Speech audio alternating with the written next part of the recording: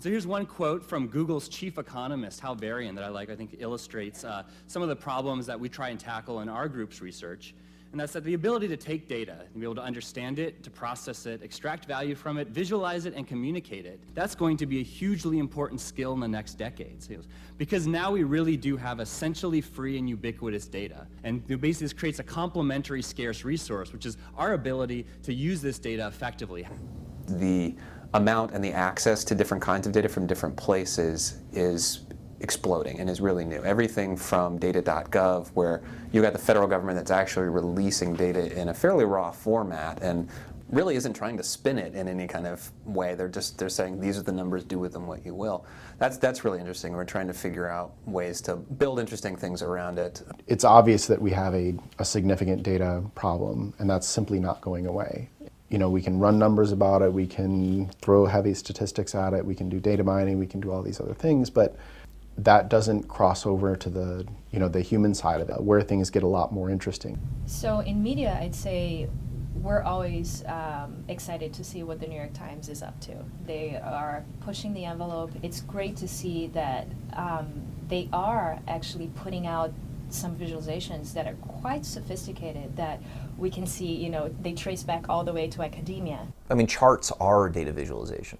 So we've been doing data visualization, and many other people have been doing it for a long time. What we're doing now, and the way that data visualization as a discipline, that's kind of evolving and growing.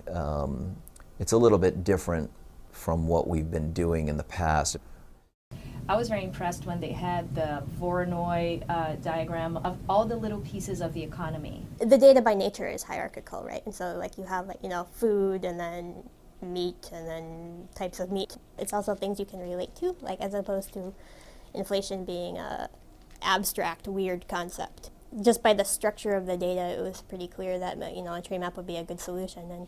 And there's well popular software now to make square tree maps. And it seems sort of unfriendly and unsatisfying. And so I just started looking around for people who have done different things. Michael Balzer, at the time he was doing I think a postdoc in Germany, and that was what his research was about. So I reached out to him for some help. Amanda, I forget who, maybe it was someone who was commenting on a blog, or a blogger who said that she was the queen of InfoViz, which is kind of hilarious and I think also true. Amanda studied statistics in college, and she's brought both a little bit more of a focus on data to the department, and also just some sort of an amazing ability to process data. I wasn't going to be a good academic researcher. It was just. And I started thinking well, what do I want to do? And so I just started applying to just random things to see, the thought was what am I disappointed at being rejected by, right? And one of them, I just sent off a packet to be the graphics intern at the New York Times. I think that the recent piece that she did showing the history of four-year deficit projections was really smart. My belief is it was her original idea to do that, to create what she's called the porcupine chart. The dominant line in this figure is what the federal deficit actually was. And then at different points in time when the projections were made, she has created a line that shows what the projection was. And usually you see, I think she said in 70% of the cases, the projection was much more optimistic than where the deficit actually went. And you can see that in the chart. It's an important subject, and it's an interesting way to add this historical context. One of the things that visualization is very helpful for in many cases is putting data in context. So I see a spike in government expenditures in the 90s and what happened, and you see, well, this is also when tax revenues spiked due to a good economy. Those types of descriptive annotations, which aren't present within the spending data itself, are critical to getting an appropriate understanding of what happened. More recently, Amanda made a piece that let readers find different unemployment rates for different kinds of people. Probably every newspaper in America has run the unemployment rate chart showing the unemployment rate ticking up to 10%. You can actually see that the unemployment rate varies incredibly between different groups. So if you are a college-educated white woman between the ages of 25 and 44, the unemployment rate for that group is I think about 3.5%, where if you're a young black male that's never graduated from high school, the unemployment rate is almost 50%. I mean, for me, I think the highest goal is to, sort of change what you think about the world, or to take something you already know and to make you think about it again for the first time. Well, I would love to be able to hire, a statistician or computer-assisted reporter. We have some open positions now, and I would love for those positions to be geared towards somebody that had that skill set. Here's what the data is, and here's how we would want to shape this story based on this data. So we've changed the focus of our team to concentrate more on database journalism. We've brought in people with data specialisms. We've brought in people who know GIS software and know how to work spreadsheets better than most designers do, in order to try and up our game in that particular level. So we started about a year ago, and we're in the process now of getting a database journalist in place. We've done anything from the stimulus tracker, which was sort of a data-heavy project that we did in partnership with Onvia, to is gathering data about all of the contracts, all the government contracts that are being put out as a result of the stimulus money that's coming down. We mapped all of that data to locations and enabled people to sort through it and filter it by industry and that kind of thing. And the ultimate goal is to combine that kind of data with things like who voted for the stimulus and who didn't vote for it. So in the past year, we've done a visualization on crash data, which was our journalists did a huge project in trying to get all fatalities across the UK from crashes. This data doesn't exist anywhere else, so it was quite a challenge to get hold of it. And then we've mapped it, we've charted it to see if there's any stories, any trends that come out of it, see if there's any black spots.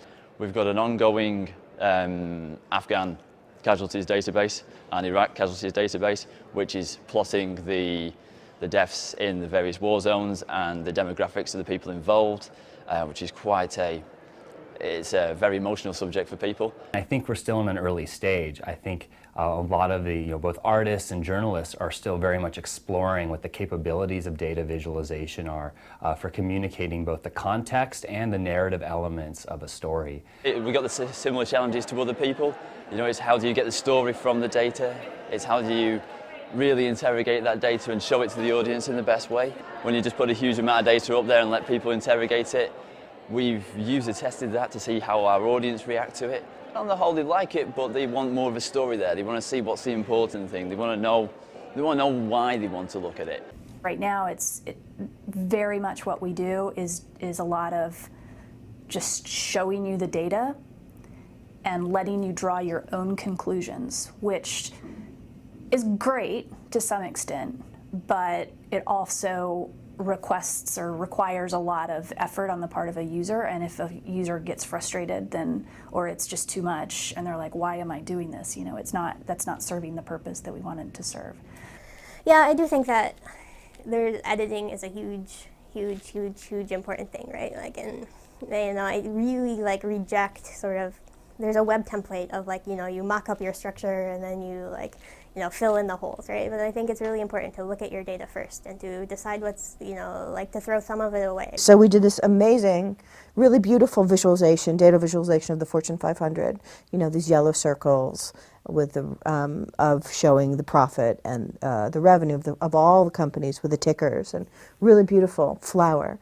But there was no story to it. It's interesting, and we've struggled, I think, online with the data viz with having any kind of a narrative, not even a nonlinear narrative, but any kind of a narrative at all. I think of the time use graphic, right? Where we write one sentence about what you're seeing when you click on every button, right? Those sentences they're fine, they're adequate, but there's no real they don't add to anything greater. They don't build on each other. And that part of the reason for that is because it's hard to do when you don't know, when the whole point of it is click whatever button you want.